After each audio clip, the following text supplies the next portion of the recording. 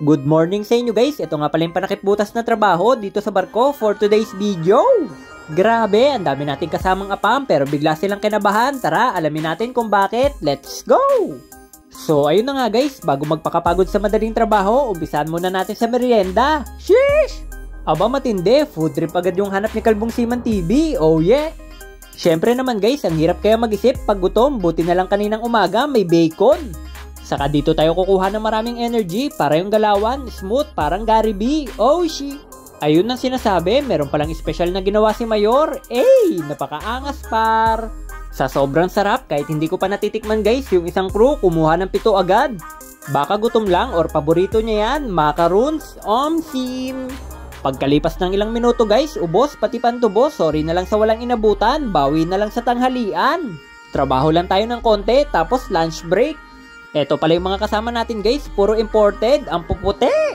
Bumaba pala kami sa ilalim ng barko para tignan yung leaking. Sheesh! Maliit lang naman yung butas guys, minsan nga nawawala pa pero pag ginawakan, sumisirit.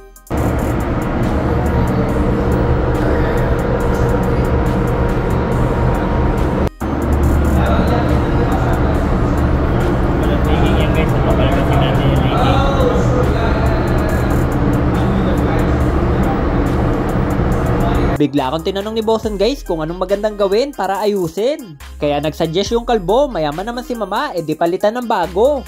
Kaso nga lang ang problema, nasa ilalim pala yan ng barko.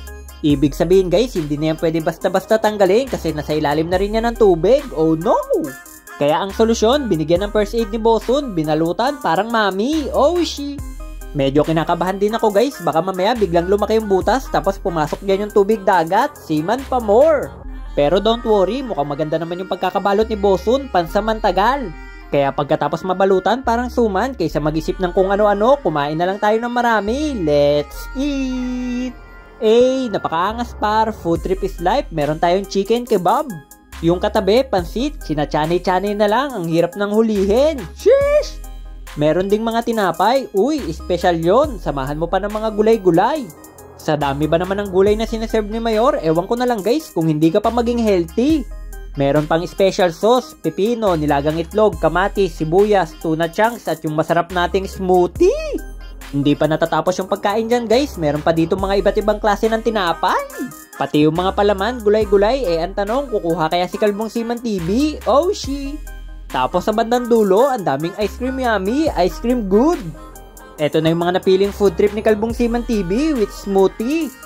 Pero lumipat ako ng pwesto guys para mas ma-enjoy ko yung pagkain, pati na rin yung ganda ng panahon. Alright!